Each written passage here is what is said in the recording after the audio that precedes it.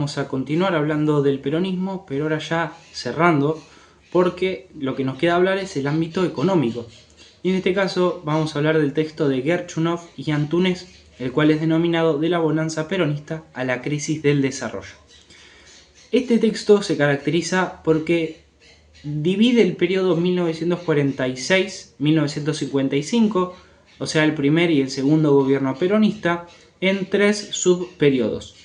Uno de bonanza económica, otro de pausa pausa del ascenso o del desarrollo, y otro de ajuste o de crisis. Hablamos de que lo que va a encontrar Perón cuando llega al poder es una gran cantidad de divisas concentradas en el Banco Nacional o en la Argentina. ¿Por qué? Porque básicamente durante el periodo de la guerra, o sea la Segunda Guerra Mundial, la Argentina no pudo adquirir tanta maquinaria, tanta inversión en carácter de exportación, porque claramente los países europeos van a privilegiar esa producción industrial para su uso militar o estratégico, digámoslo de esta manera. Sumado a esto, va a existir una mayor recaudación por parte del Estado Nacional por diferentes factores. Uno de los primeros factores fue los precios altos en la exportación primaria, o sea, básicamente precios altos en la bolsa internacional. Esto claramente va a favorecer a la Argentina, siendo un país el cual es ante todo agroexportador. Esto claramente, por lo que dije anteriormente, va a abrir las puertas a que en la Argentina ingrese mucha más recaudación, mucho más divisas, que es lo más importante prácticamente, la divisa extranjera a la Argentina. La segunda es el aumento de impuestos. Y por último, un aumento de ingreso gracias a que mayores trabajadores van a ingresar al sistema jubilatorio. Esto está bien aclararlo porque básicamente el sistema jubilatorio al principio en la Argentina estaba para diferentes sectores específicos de laborales, ¿no? O diferentes sectores, trabajadores claramente hablando, ¿no? Es en este periodo, en el primer gobierno peronista, cuando el sistema jubilatorio se expande a otros trabajadores. Y es en este sentido cuando esos trabajadores que van a empezar a poner dinero o pagar esa jubilación, que no la van a apreciar, no la van a recibir ni en el mediano ni en el corto plazo, porque son trabajadores jóvenes. Claramente hay un sector el cual sí va a tener que recibir su respectiva jubilación, porque ya tienen una edad alta.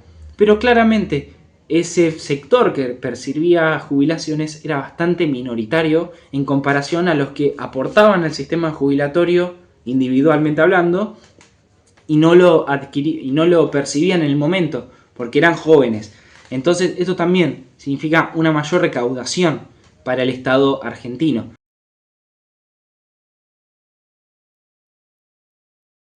En primer lugar,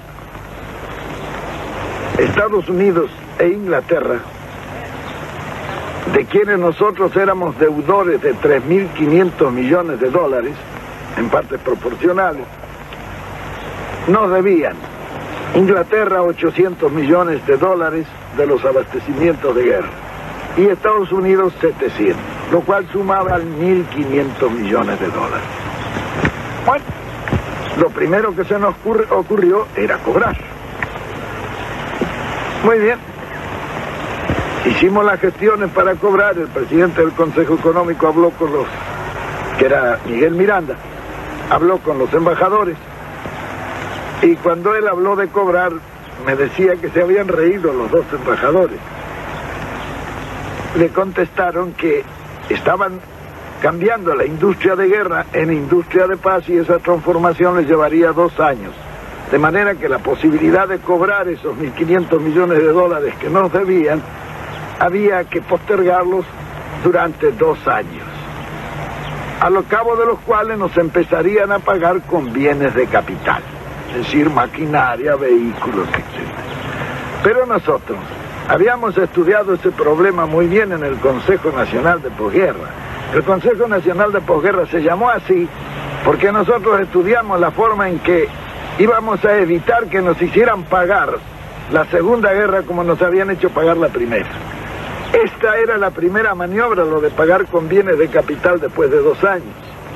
Porque la guerra en realidad es un acto de locura colectiva. Es como un individuo que en su casa se vuelve loco y empieza a romper todas las arañas y todo lo que tiene. Cuando pasa el ataque, viene la parte dura, que es volver a poner la casa, ¿no? Bueno, en la guerra pasada exactamente lo mismo. Había terminado la guerra y había que pagarla. Y esta era la parte dura. Ahora, la guerra tiene la ventaja de que los que han roto sus cosas durante la guerra tienen la ventaja de pagarlas. En primer lugar, desvalorizando las monedas.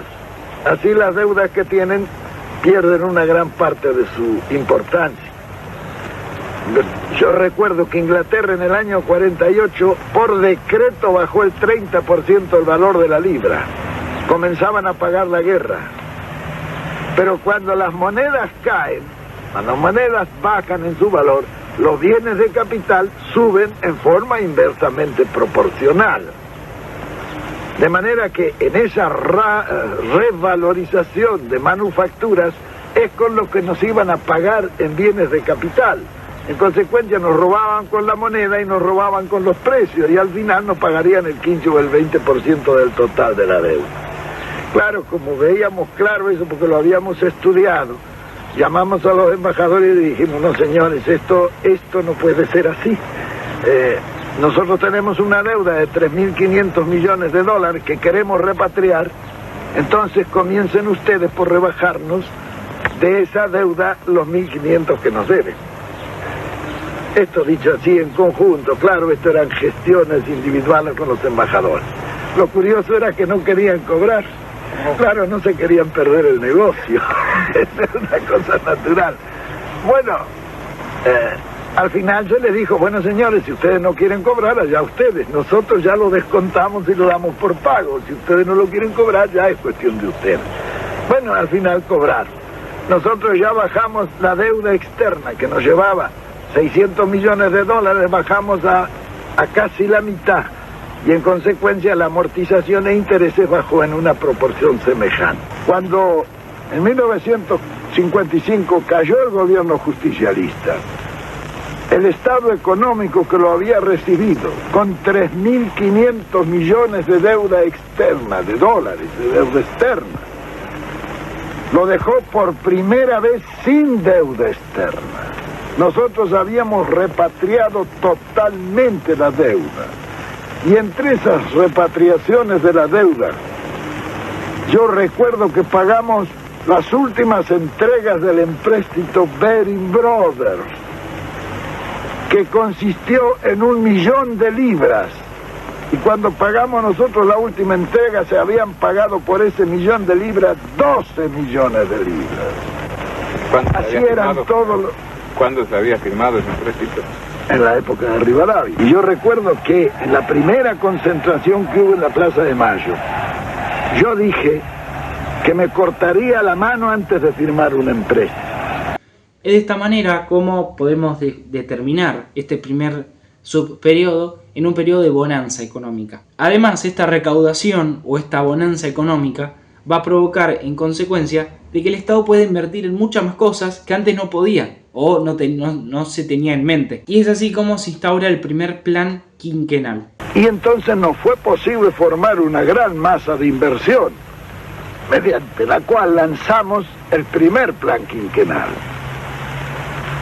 En nuestro tiempo, gobernar es crear trabajo, porque es inconcebible que en aquel entonces, en el año 46, existieran 800.000 desocupados, como existen actualmente en la Argentina 800.000 desocupados.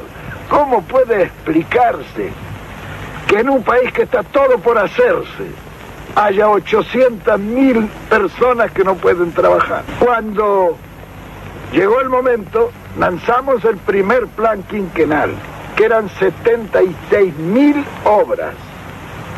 Indudablemente, al lanzar esas 76.000 obras, todo se puso en movimiento, el país rompió la inercia. Se puso en marcha en plan de desarrollo, pero un desarrollo planificado. La primera consecuencia fue que esos 800.000 desocupados se ocuparon en 2 o 3 meses. Cuando se ocuparon los 800.000 desocupados, los salarios subieron solos, porque cuando hay plena ocupación, el salario no hay que impulsarlo, sube solo. Claro, cuando subieron los salarios, el poder adquisitivo de la masa popular, que es el verdadero consumo, se multiplicó varias veces. Al multiplicarse y subir el consumo, eso tonificó inmediatamente al comercio, que se atresó para satisfacer la demanda de ese consumo multiplicado. Eso demandó a la industria la transformación necesaria para la distribución por el comercio. En consecuencia, la industria se puso en marcha.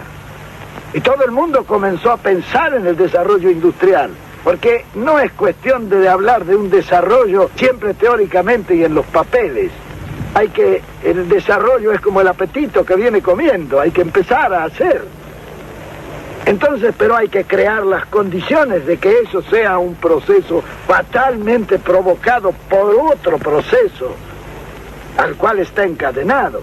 Tan pronto se puso en marcha la industria y comenzó a necesitar materia prima, la producción hubo de abastecérsela. Y así el ciclo de la producción, la transformación, la distribución y el consumo quedaron, diremos, en proceso de progreso, de aumento.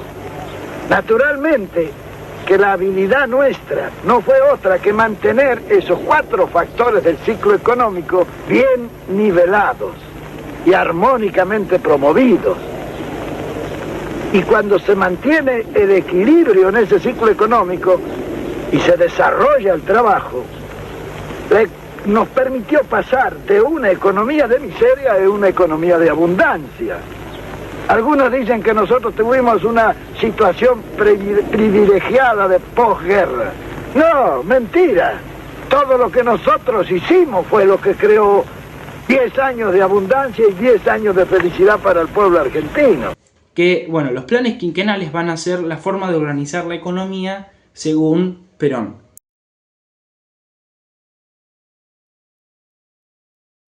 Yo me ocupé de revisar el plan de gobierno que traíamos, dividido en 4 planes quinquenales, porque nosotros pensábamos en los lejanos objetivos del país. Claro que eso no se le puede presentar al pueblo, un plan tan lejano, porque no entusiasma.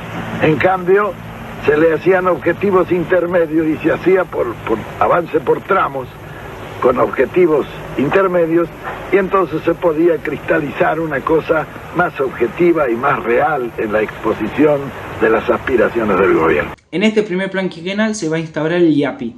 El IAPI es aquella célula interventora de la economía.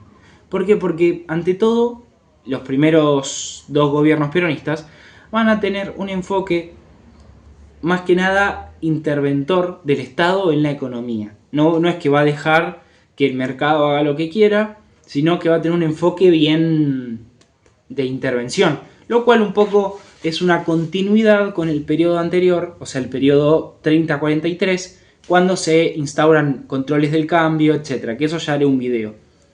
Bueno, el IAPI en este caso, durante este primer subperiodo, repito, 1946-1949, o la bonanza económica, va a tener una doble funcionalidad.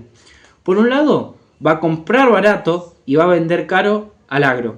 Esto significa que a los productores agropecuarios le va a comprar barato y de una forma obligada, porque o le vendías al Estado o no le vendías a nadie.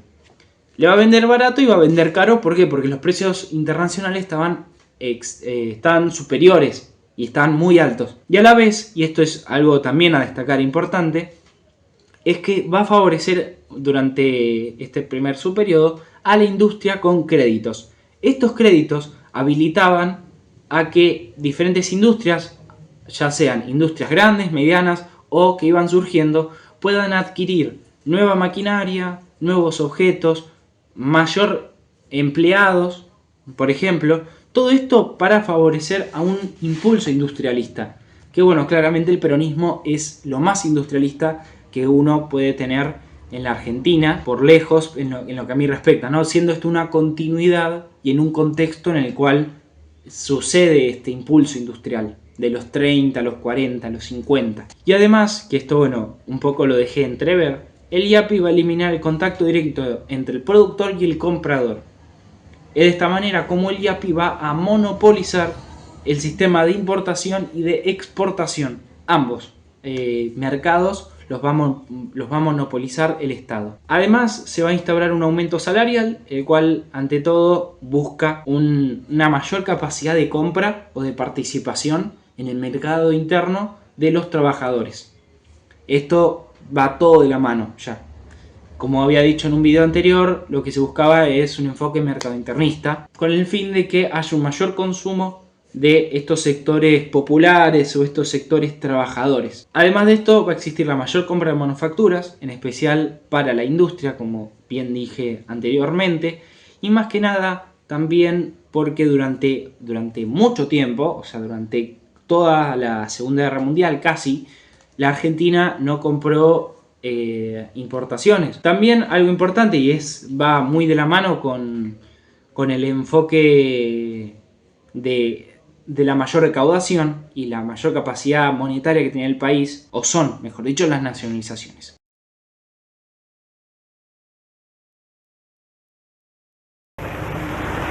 Nosotros teníamos, por ejemplo, un desembolso anual de casi 800 millones de pesos en fletes de ultramar para poder sacar nuestra producción, como consecuencia de que no teníamos una marina mercante.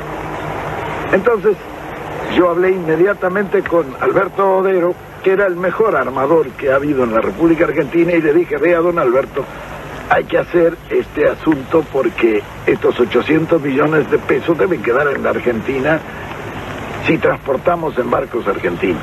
Entonces él estudió un plan para completar unas 120 o 130 mil toneladas de los barcos más indispensables para sacar nuestra producción. Nosotros vendíamos la carne a $250 la tonelada, cuando en Chicago valía $750 la tonelada. Como consecuencia que las únicas líneas de frío que podían sacar esa carne eran los barcos ingleses. Nosotros no teníamos líneas de frío para sacar nuestra carne. Naturalmente que Alberto Odero tomó inmediatamente en sus manos el asunto y, aprovechando que todos los astilleros había terminado la guerra y los astilleros estaban sin trabajo, sacamos esos barcos casi a precio de costo, lo que era negocio para los astilleros que podían conservar su personal después de esa paralización. Porque en la guerra estaban fabricando algunos barcos, un barco por día, algunos astilleros. Muy bien, fue así que nosotros rápidamente tuvimos una marina mercante que pasó las 100.000 toneladas, con lo cual tuvimos línea de frío. Y entonces a los ingleses yo los llamé y les dije: bueno, ahora la tonelada de carne vale $500 la tonelada. Ellos dijeron: no la pagaremos. Le dije yo: veremos. Me dice: ustedes no van a aguantar, se le van a llenar los campos de hacienda. Y yo le dije: vea, nosotros tenemos la carne, ustedes tienen el apetito, vamos a ver quién aguanta más. Efectivamente, los ingleses pagaron las $500 la tonelada. Bien, ese era un problema que se resolvía así, se resolvía a corto plazo. Lo que nos disminuía esos 800 millones de pesos que pagábamos en transportes de ultramar, ya iban a comenzar a quedar en el país. Bien, después fuimos a los servicios financieros que se pagaban casi $1.000 millones al año. En un país de una producción como el nuestro, $1.000 millones representa un negocio ruinoso si uno lo tiene que mandar al exterior en servicio financiero. ¿Para pagar qué? Para pagar las empresas de servicios públicos que eran todas extranjeras, los ferrocarriles, los tranvías y la Corporación de Transporte de la Ciudad de Buenos Aires, que había sido un acuerdo leonino que habían hecho por un contrato ley en la época de la famosa misión Roca-Runciman en Inglaterra, el gas, en fin, todos los servicios públicos, teléfonos. Muy bien, cuando se trató ese asunto, tuvimos una discusión muy grande dentro del gabinete, porque Miranda, un hombre práctico, dijo, esto se compra todo. Y entonces dije, bueno, ¿con qué plata? Sin plata, dijo, y efectivamente se compró todo sin plata. Se compraron los ferrocarriles, los teléfonos, se hizo la marina mercante, se compró el gas, los seguros, reaseguros, se nacionalizó la exportación, los depósitos bancarios, en fin. Todas esas medidas permitieron que nosotros bajáramos sistemáticamente los servicios financieros al 10% de entrada. ¿Cómo fue que se compró sin plata, general? Los ferrocarriles. Bueno, por ejemplo, los ferrocarriles se compraron con una habilidad extraordinaria de Miguel Miranda. Él era un comerciante y un negociante hábil. Él hizo correr primero la voz de que nosotros compraríamos los ferrocarriles. Los ingleses, que habían terminado la guerra y andaban un poco pobres, se vinieron enseguida a venderlos. Cuando llegaron, Miranda le dijo, no, nosotros no hemos dicho nada, dicho eso es una cosa, bueno, pero si ustedes los vendieran y nosotros los compraríamos, ¿cuál sería el precio? Y entonces los ingleses, que era el directorio de Londres ya, le dijeron el valor de libros. ¿Y cuánto es el valor de libros? 10.000 millones de pesos argentinos. Miranda lo miró y se rió. Le dice, ¿cómo vamos a pagar 10.000 millones de pesos por fierro viejo? No era fierro viejo.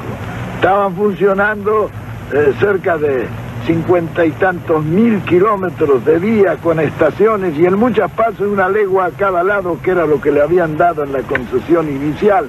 Había pueblos, había 26.000 propiedades de los ferrocarriles. El Dock Sud, el puerto de Buenos Aires, era de los ferrocarriles ingleses. Muy bien, claro, se siguió negociando. ¿Cómo se hizo este negocio? Bueno, Miranda empezó a regatear. Los ingleses estaban duros, porque para negociar los ingleses son muy hábiles y muy duros. Hasta que bajaron a 8.000. Y Miranda siempre decía, no es posible. Los ingleses ya habían estado muchos días en Buenos Aires y se querían ir. Bueno, y un día cometieron un error. Lo vieron a Miguel Miranda y le dijeron, vea, si ustedes nos pagan 6.000 millones por los ferrocarriles, nosotros le depositamos a usted y a Perón en un banco que ustedes nos indiquen 100 millones de dólares. Al día sí, claro, estos negocios se hacen así. Al día siguiente Miranda, a Diana, ya estaba golpeándome la puerta de mi pieza en la residencia y me dijo, vea, general, ya está listo este negocio, lo vamos a sacar porque si nos ofrecen una coima para que le paguemos 6.000 millones porque no valen los 6.000 millones. Bueno, siguió discutiendo y un día vino y me dijo, bueno, está cerrado el asunto. Los conseguimos los ferrocarriles por 2.029 millones de pesos. Era el precio que habían ajustado. Me dice, y eso lo podemos hacer muy fácilmente. En el contrato de compra-venta, Miguel Miranda le puso que se compraban bienes directos e indirectos de los ferrocarriles. Esos indirectos representaban 26.000 propiedades que tenían los ferrocarriles en el país. Esto no se dieron cuenta los ingleses cuando se hizo el contrato de compra-venta. Por eso Mr. Eddy, cuando se firmó, se desmayó. Recién se dio cuenta. Bueno, pero aún los 2.029 millones había que pagarlos. ¿Cómo se pagaron esos 2.029 millones? Y nosotros no teníamos dinero, emitimos. Luego de las propiedades, que se tomaron 4 o 5 propiedades y sacaron 2.000 millones de pesos de la venta. Con eso se retiró la emisión y quedaron todavía en la tesorería el remanente de la venta que se había hecho. Los ferrocarriles los pagábamos con trigo que estaba depositado en los depósitos subterráneos que habíamos hecho nosotros esperando que subiera el precio del trigo. Nos quedamos con todos los ferrocarriles y 26.000 propiedades. ¿Y qué pagamos? Era como decía Miranda, lo compramos con papelitos. Y efectivamente se compró. Todo lo demás se hizo en forma similar, es decir, un buen negociante que, aprovechando el Estado, hizo buenos negocios. Estas involucraron la nacionalización de la marina mercante, los cuales se encargaban de la exportación e importación a la Argentina o hacia Europa, o hacia cualquier mercado que se quería. Luego, la nacionalización de los ferrocarriles e ingleses, del teléfono, el gas y la electricidad, entre otros. Algo que, bueno, ya lo dejé en claro, pero lo recalco, no está de más claramente, es una mayor intervención del Estado en todos los ámbitos de la Argentina. Pero acá el autor va a tener una opinión muy personal, o una interpretación que hace, mejor dicho, es que para el autor, en un principio, no existió un Estado benefactor, ya que en primera instancia el aumento presupuestario o la mayor inversión estatal fue en el ámbito militar, no fue en el ámbito medicinal, hospitalario o de ayuda social, que ya después con el tiempo se fue aumentando esa inversión pública en esos ámbitos. Este plan quinquenal tiene su enfoque en la industria liviana y de capital nacional, todo. Y después claramente está acompañado de medidas proteccionistas. Ya continuando con el segundo periodo, el segundo subperiodo, que va del año 49 hasta el 52, o sea, 1949-1952, existe una considerable reducción de los precios internacionales en conjunto con el establecimiento del Plan Marshall. El Plan Marshall lo que hizo, entre otras cosas, fue desvalorizar las materias primas, porque básicamente el Plan Marshall fue un plan de ayuda económica por parte de los Estados Unidos, y también Estados Unidos como que invitaba a otros países si querían participar a Europa. ¿Por qué? Porque si Europa no estaba recuperada, no había mercados a dónde vender, básicamente. Eso es lo que se veía desde la economía, de la economía capitalista o del enfoque bien económico. Es por esto que diferentes países, algunos van a regalar, otros van a vender en precios más baratos, materias primas vitales y muy importantes para que el pueblo no tenga hambre o la gente no tenga hambre. Sumado a esto, ya en el plano nacional hablando, existió unas cuantas sequías, las cuales provocaron la reducción de la producción nacional, agropecuaria claramente, y la menor inversión privada en la Argentina. ¿Por qué? Porque esas inversiones estaban enfocadas en Europa y para que estos se recuperen. Es por esto que en este segundo subperiodo existe una considerable menor recaudación del Estado argentino. Es por esto que ya el Estado no va a poder encarar nacionalizaciones o diferentes gastos como si fue el primer periodo, o el primer subperiodo, mejor dicho. En este caso el IAPI, el ente interventor de la economía, va a comprar caro y va a vender barato, en este sentido al sector agropecuario. Básicamente para que el sector agropecuario no termine de morir, porque si lo que hacía el Estado era comprarle barato, lo termina de matar, porque entre que venden y venden barato, bueno, acá por lo menos lo que hacía el Estado era comprar caro para que el agropecuario o el productor agropecuario tenga una diferencia de dinero con el cual poder reinvertir en maquinaria o en otras cosas y vender barato después el Estado. Y acá es cuando el IAPI, a partir de este periodo, ¿no?, hasta el 55, va a dar mayor cantidad de crédito al campo. Porque esto hay que decirlo, sin el campo no hay industrialización. ¿Por qué? Porque el único productor en la Argentina de divisas extranjeras, las cuales son vitales para que el industrial o el Estado pueda invertir en maquinaria industrial, es el agro. El agro es el único que produce estas divisas. Y claramente, por lo menos en esta época, la Argentina no tenía capacidad exportadora industrial, sino que tenía capacidad exportadora del agro, históricamente hablando. Entonces es por esto que el IAPI va a empezar a favorecer más al campo. Le va a dar crédito para que compre maquinaria, diferentes objetos relacionados a la producción agropecuaria, por ejemplo. Y claramente va a existir una reducción de la inversión pública, ya sea en obra pública, en ayuda social. Todo eso va a existir una reducción más que considerable. Para que en el último subperiodo, que va del año 52 al 55, con el golpe de Estado terminaría ahí, se instaura el segundo plan quinquenal, el cual propone o plantea un considerable ajuste del gasto público, un congelamiento de salarios, con lo cual también se congelaban las negociaciones durante un lapso determinado de tiempo, la apertura del capital extranjero, en este caso más que nada centrado en la extracción de petróleo, más específicamente hablando de la búsqueda y de la extracción del mismo por parte de empresas extranjeras, como la Standard Oil de California, la cual tuvo clara oposición por parte de los diputados y senadores peronistas y además también de la gran mayoría del ejército, porque claramente existía el enfoque nacionalista en los recursos naturales, y darle derechos a una empresa extranjera para que produzca, o para que, mejor dicho, para que extraiga petróleo, bueno, chocaba un poco con estos ideales. Es en este periodo también cuando se va a querer enfocar más la industria pesada, pero ya con capital extranjero. Y finalmente, y de vuelta recalco, el IAPI va a tener un enfoque bien hacia el agro.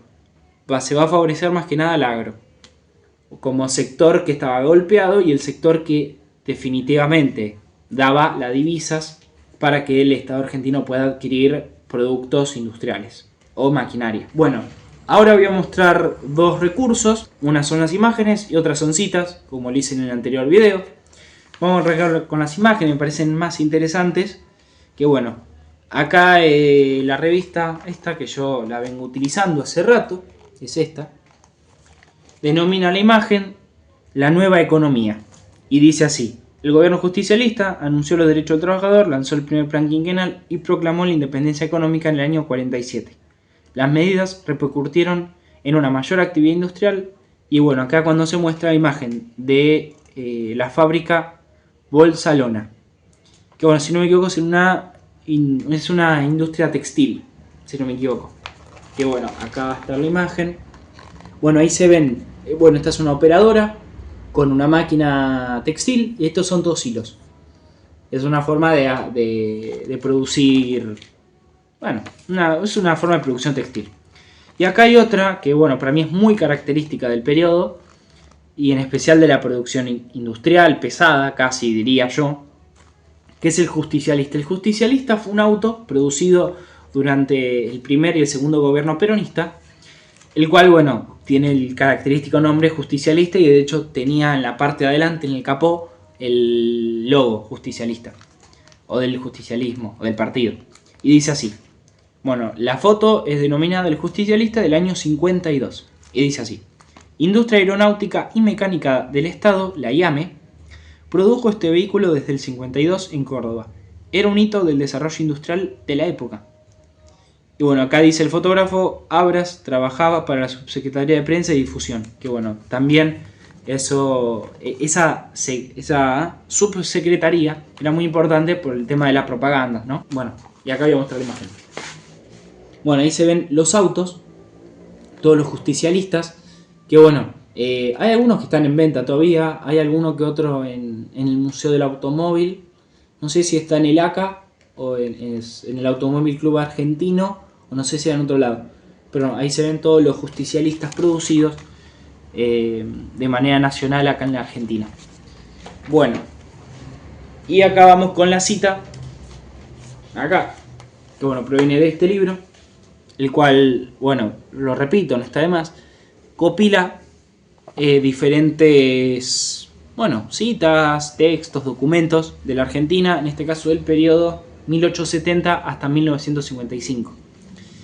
Bueno, y la cita es denominada planes quinquenales. De entrada o de introducción dice: respuestas del general Perón a periodistas en la Casa del Gobierno el 12 de junio del 52, el cual fue replicado, o las cuales fueron replicadas, por el diario Crítica del día 12 de junio del año 1952. Y dice así: el primer plan quinquenal trataba de la recuperación y consolidación industrial, reforma agraria y toda la evolución institucional y jurídica que nos permitiese consolidar la nueva idea en lo económico, en lo político, en lo social, etc. El segundo plan quinquenal es el complementamiento de eso, terminar la reforma agraria, ganadera, etc. extender la industria ahora ya consolidada. Primero en cuanto a la industria mediana y liviana y extenderse a la industria pesada, para lo cual hay que resolver el problema industrial de abastecimiento de materias primas. Acá es cuando entra la necesidad de explotar recursos petroleros para la producción industrial, porque es la energía que tienen estos. Continúa la cita. ¿Qué debemos propugnar entonces? El cooperativismo, el ahorro, y para ello tengo que decirles a la población: muchachos, no gasten tanto. Antes les bajaban el sueldo para que ahorren a la fuerza. Ahora yo les digo solamente que sean virtuosos. Les aumento el sueldo, pero les aconsejo que guarden algo. Si me hacen caso, ustedes serán los beneficiados y no exclusivamente el sector capitalista ni el gobierno. Vamos a industrializarnos en este sentido porque se viene la guerra, que podrá durar 5 o 6 años. Bueno, esa parte, esa última frase, hace referencia a que se tenía la idea, y claramente estuvo durante mucho tiempo, de que podía estallar una tercera guerra mundial por los conflictos que existían entre Occidente y Oriente, o la Unión Soviética y Estados Unidos, y todos sus allegados. Y esto bien claro lo tenía Perón, porque bueno, acá es cuando se establece lo de la tercera posición, que eso lo explicaré en otro video. Pero bueno, esa frase llama mucho la atención, porque bueno, gracias a Dios no existió una guerra, una tercera guerra mundial, pero sí existió una guerra fría. Pero bueno, acá Perón lo veía como que podía haber una tercera guerra mundial. Así que nada, por acá terminaríamos con este primer texto, el cual bueno, la verdad que es muy claro, lo recomiendo en la lectura. Es bastante claro porque no da vueltas y te dice, bueno, está esta superiorización, pasó esto, ya está. Es muy claro. Aparte el autor Gerchunov es muy destacado, muy destacado. Más de una vez lo he leído para la facultad y es muy bueno de verdad. Así que nada, espero que les haya gustado el video y bueno, nos vemos en próximos videos. Hasta luego.